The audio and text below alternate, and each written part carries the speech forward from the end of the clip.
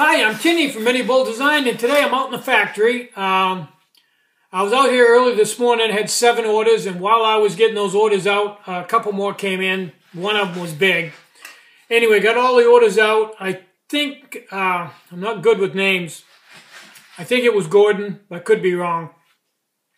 Anyway, he sent me back an M2 SB base that he decided he didn't want. Still in the bag. And I gave him credit.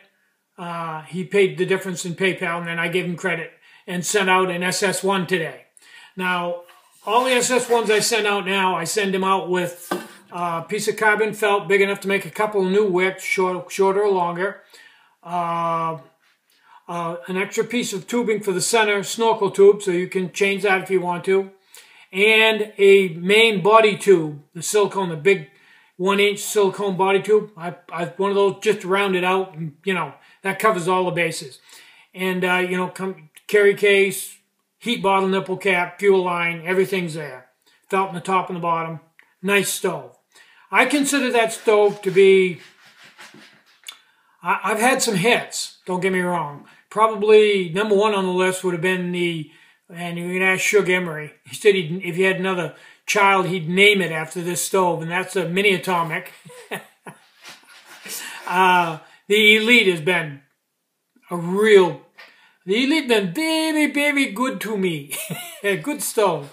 But the SS1, as far as a remote feed stove goes, I think that's my crowning achievement. That's nice stove. Super compact, super lightweight, super good performer. You can use it for a primary heat source, bake, simmer, whatever, and you don't have to have a big gulp or an SS remote or anything. You just screw it right onto the heat bottle. Don't get any simpler than that. Fuel it up. It'll go 5 or 6 minutes between being refueled, and that's quite often enough one fill to boil your water for a regular meal, 2 cups of water. Okay, the only reason that I can see why everybody doesn't own one is that they cost $50, and a lot of people don't have that kind of money. I understand that, but it's a lot of work, a lot of different parts, and that's what it's worth. And eventually everybody will have one, but I have sold a lot of them. And I came out this afternoon and built 2 more to fill orders that came in this afternoon. Okay. Now, just for a moment, when have I ever done anything in a moment? Okay, next subject, and I'll try to keep it short.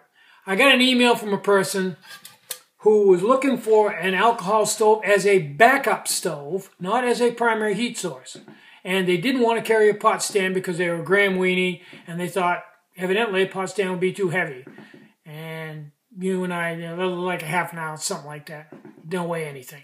But anyway, I felt they hadn't really done their research, and here's why. They told me they were an ultralight backpacker, and that their preferred source of primary heat source was Esbit tabs. Okay, now if you thought I was dubious just with the Esbit tab, let me finish. I thought, well, okay, they're probably one of these nuts who's cooking in like a QMH, questionable mental health, or a little aluminum cup, 8 ounces to a time, and dumping it over and goofing around one of those. No. Said that her pot was a MSI Titan kettle.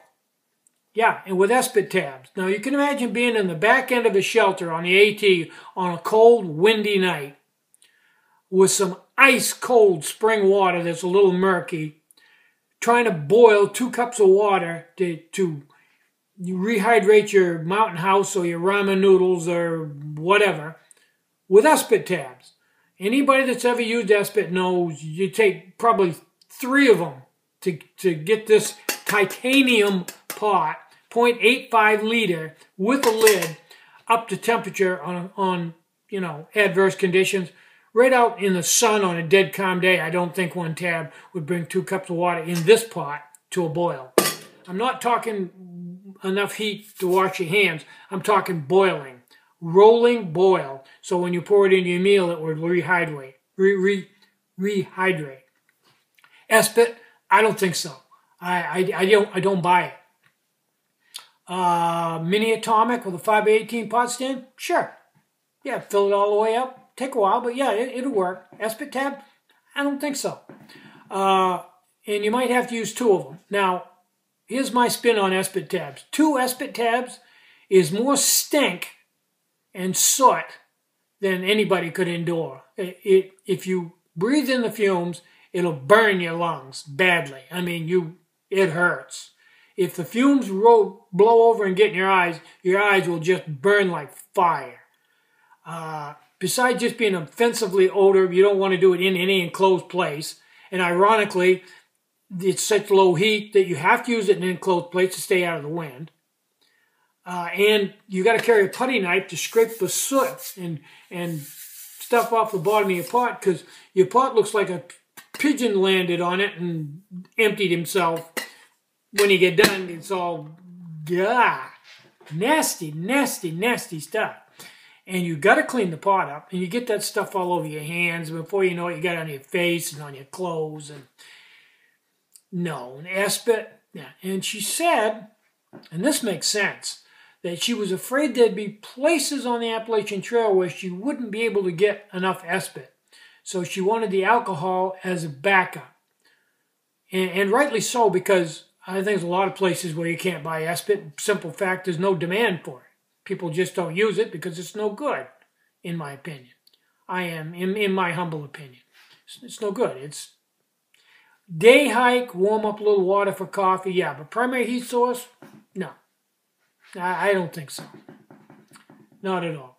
So she's going to carry an alcohol stove and alcohol and not use it, carry all that extra weight just as a backup for when she can't get Esbit. Why not just throw the Esbit away and use the alcohol stove to begin with? Then you'd save all the weight of the Esbit, and the amount of alcohol you use per burn compared to an Esbit tab, I don't know this, but I'm going to guess the alcohol weighs less than the Esbit tab does. So weight-wise, you'd be ahead of the game, and you'd actually have some heat. You know, something you could use. So you think I'm not a fan of Esbit? Bingo!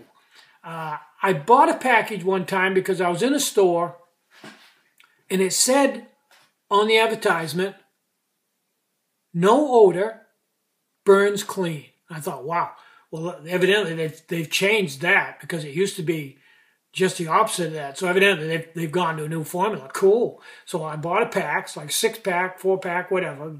It's on a cardboard sheet. And took them home, took one out, lit it, put it on the stand and everything, and no different. It sooted up the bottom of the pot, and it stunk, and it made my eyes burn, and I thought, oh yeah, this is really odor-free, and this is really clean burning. Yeah, they nailed that right on the head.